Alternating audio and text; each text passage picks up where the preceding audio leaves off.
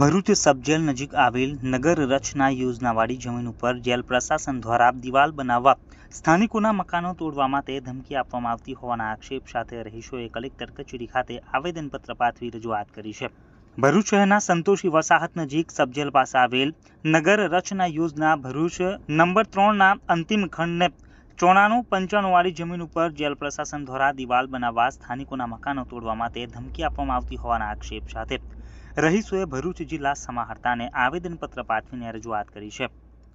આવેદનપત્રમાં જણાવ્યા અનુસાર તારીખ 20 જૂન 2024ના રોજ બપોરે 12 વાગ્યાના સુમારે જેલ પ્રશાસન તરફથી પોલીસ બંદોબસ્ત સાથે ભરૂચ નગર રચના યોજના નંબર 3ના અંતિમ ખંડ નંબર 94-95 ઉપર દિવાલ બનાવવા માટે લાઈન દોરી કરવા આવ્યા હતા। તેઓએ મકાન નંબર 154/2 થી 95/1 સુધીના મકાનો માટે એવી ધમકી આપીને ગયા છે કે તમારા મકાનનો અમુક હિસ્સો 3 દિવસમાં તોડવા માટે આવીશું, જેથી તમારા મકાનો ખાલી કરી દેજો।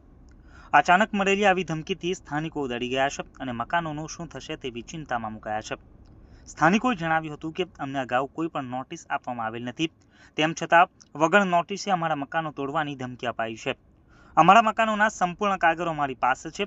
જો આ જમીન હાલમાં પણ ઓડાની માલિકીની છે તો જેલ પ્રશાસન દ્વારા અનઅધિકૃત રીતે દિવાલ બનાવી કેમ કબજો કરવામાં આવી રહ્યો છે તેવા સવાલો સાથે સ્થાનિકોએ તંત્રના દરવાજા ખખડાવ્યા હતા અને ન્યાયની માંગ કરી હતી।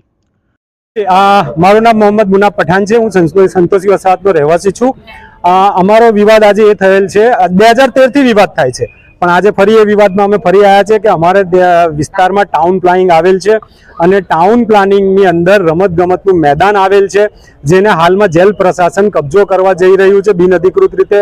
ગઈકાલે આવીને ખોટા મારી દીધા અને કેટલાક અનેક ઘરોને મૌખિક દાદાગીરી ધમકી કહી શકાય, કોઈ કાયદાકીય રીતે નહીં, અને તમે ઘર ખાલી કરો, અમે બુલડોઝર લઈને આવીને ઘર તોડીશું।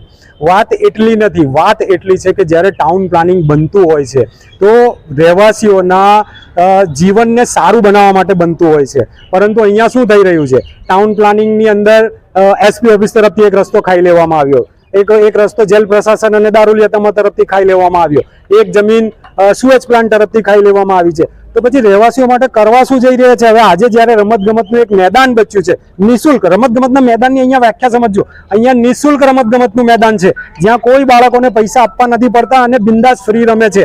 આખા પશ્ચિમ વિસ્તારમાં એક જ રમતગમતનું મેદાન આવ્યું છે। સાહેબ, ભરૂચ જિલ્લામાં તપાસ કરો, સરકારે કેટલા રમતગમતના મેદાન આપ્યા પણ છે કે નહીં, તમે તપાસ કરો। અને આ વસ્તુ હું અહીંયા એ જ બોલવા માંગુ છું કે હવે બાળકો રોડ રસ્તા પર રમશે અને ગલી કચીઓમાં રમશે।